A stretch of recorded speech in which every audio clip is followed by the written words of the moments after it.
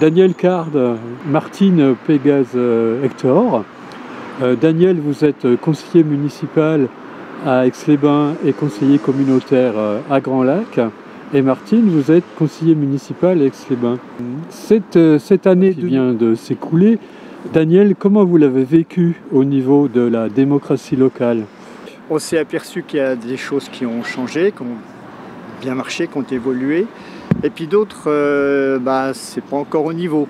Il y a encore une pression à faire pour qu'il y ait véritablement une écoute de nos points de vue. Qu'est-ce qui marche au niveau de la démocratie locale, au niveau du conseil municipal? Qu'est-ce qui ne marche pas? Alors bon, on reste au conseil. Oui, on reste au conseil municipal d'Aix. Après, on parlera de Grand Lac. D'accord. Au conseil municipal, il y a... j'ai senti qu'il y avait quand même un respect de nos positions, un respect formel. Mais ce qui n'a pas vraiment changé, c'est qu'il n'y a pas de communication des points de vue de cette opposition. Autrement dit, j'ai appris que tout était enregistré, mais c'est jamais en direct. Déjà, ça me pose problème. Il y a un compte-rendu, légalement, il est correct dans la mesure où il fait état des points qui ont été traités, mais on ne sait pas qui a dit quoi. Et généralement, les seuls qui se sont exprimés, ce sont ceux de l'opposition. On est dans un système où il y en a 28 qui pensent la même chose, ou en tout cas, s'ils ne le pensent pas, ils ne le disent pas. D'accord, donc on leur demande de penser, c'est ça? On leur demande peut-être pas, j'en sais rien. Mais ce qui est clair, c'est qu'il ne faut jamais voter contre l'avis du maire. D'accord.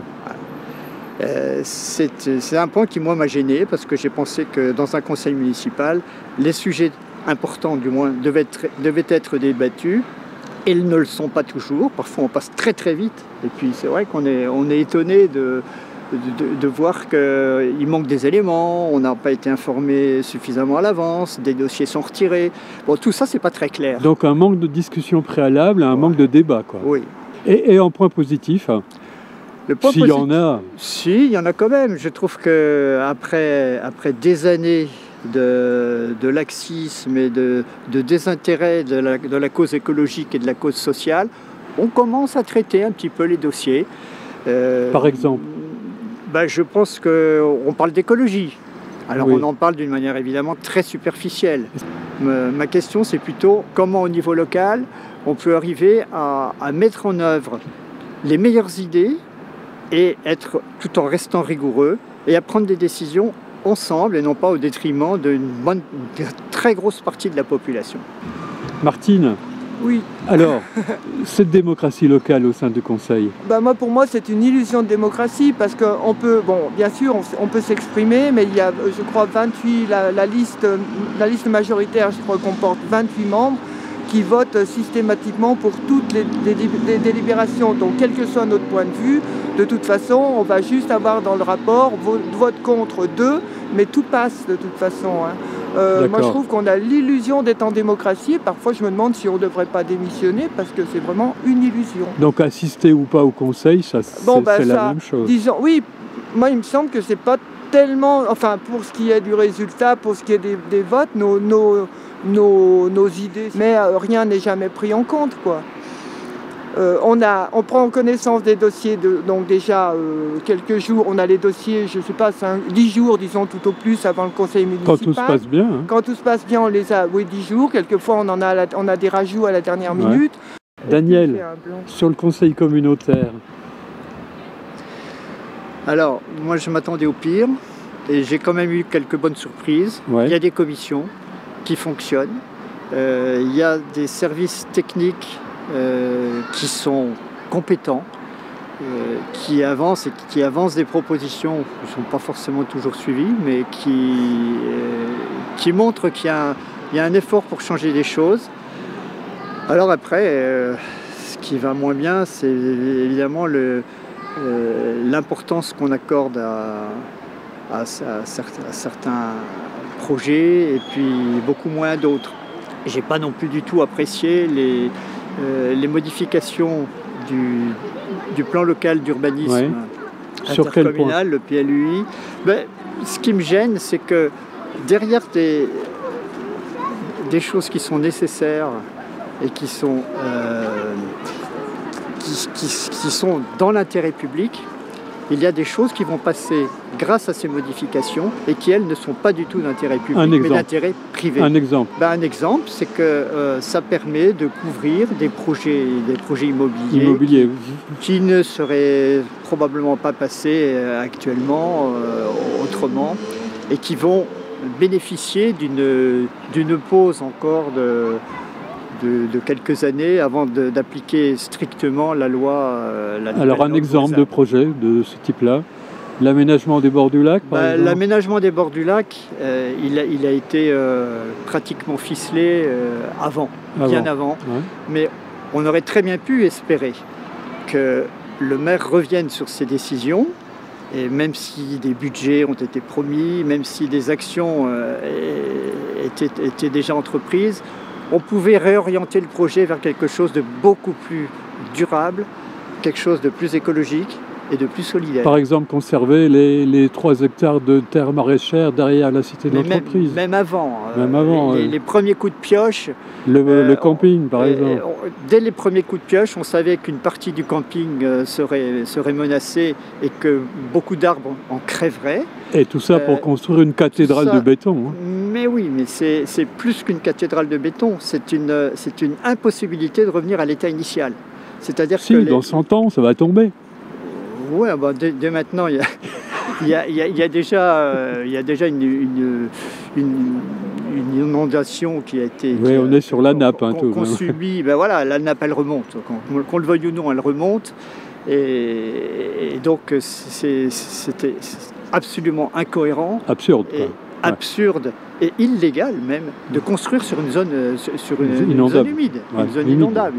Ça n'aurait jamais dû se faire. Et tous les moyens ont été bons, donc ça c'est quelque chose que j'ai pas digéré. Mais il y a des communes comme le Bourget du Lac avec un maire écolo qui font des choses tout de même au niveau de Grand Lac. Ah oui, heureusement. Et alors là, ça touche à un autre domaine que j'aimerais aborder, c'est celui du logement social. Oui. À Grand Lac, j'ai été le seul à voter contre le report de 3 ans des objectifs de logement social. Donc cet objectif était fixé à 25% en zone touristique. Et devait être atteint. Et donc ça a été repoussé de 3 ans parce qu'il y avait trop de communes qui étaient incapables d'y arriver sans subir des pénalités. Et il y a une commune qui a vraiment été pas d'accord, qui l'a dit mais qui n'a pas voté contre, c'était celle du Bourget. D'accord. Par contre, au Bourget, on a choisi d'avoir des taux de logement social beaucoup plus importants, et certains jusqu'à 40% des 25 obligatoires et légaux, ce qui montre bien que c'est possible. Pensez que ça va faire des petits chez les autres maires? J'espère bien. Et en tout cas, nous n'arrêterons jamais de titiller Grand Lac sur des sujets comme celui-ci. C'est pas moi qui dois parler. C'est pas vous? Viens parler. Non, j'aime bien. Nous faisons la grève parce que nous avons la chance de travailler dans une crèche. Oui. Il faut faire ça? Non, il faut parler plus fort. Ah, pardon.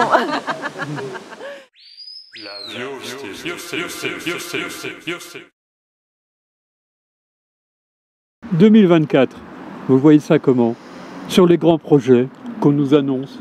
Sur les grands projets, une grande vigilance. Sur la ville, il y a des choses qui peuvent évoluer.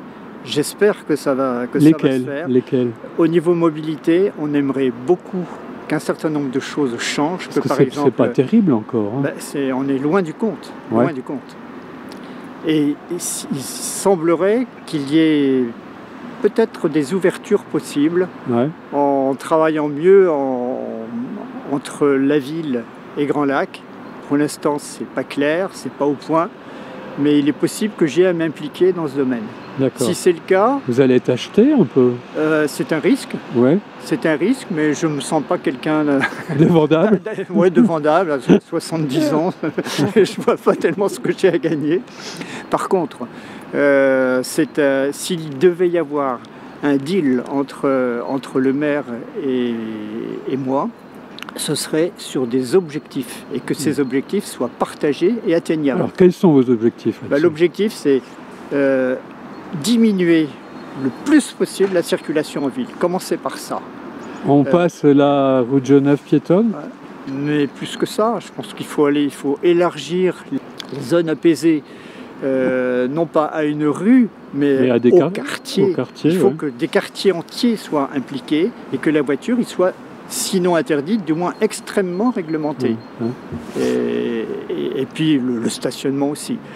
La deuxième chose, il faut développer les parkings relais. Il faut qu'entre le centre-ville et surtout son hypercentre, et puis les portes de la ville... Ou les portes de parking relais, c'est pas ici par exemple. Oui, les portes de la ville ou les portes... oh non, bien sûr. Ou les portes de l'agglomération, il y ait des navettes régulières et de formes différentes en fonction du nombre de gens, en fonction de la saison, en fonction des petites besoins. Navettes électriques par exemple. Et enfin, dernier point qui moi me semble extrêmement important, c'est qu'on arrête de privilégier le touriste par rapport à l'habitant. D'accord. Les habitants, beaucoup d'entre eux commencent à en avoir marre. On peut dire d'avoir du bruit, d'avoir de la pollution, d'avoir constamment des frustrations à cause de cette circulation permanente. Et il va falloir organiser les choses de façon à ce que l'habitant soit servi en premier. Et Vous voulez dire par là que la qualité de vie pour les Aixois diminue? Absolument, c'est ce que je pense. Enfin, il y en a qui sont bien sûr abrités derrière leur belle villa. Des petits nuages, ouais. Oui, il y en a. Mais, sauf que la pollution atmosphérique les touche aussi. Oui, et ils sont tous évidemment touchés par les maladies respiratoires. Mais il n'y a quand même pas que l'automobile. Il y a également le chauffage au bois. Donc, je ne voudrais pas trop parler de ce sujet, mais plutôt de la manière dont on peut arriver à renverser la vapeur. D'accord. Et maintenant, ce qu'il faudrait, c'est qu'il y ait une possibilité de préemption du maire sur tous les projets.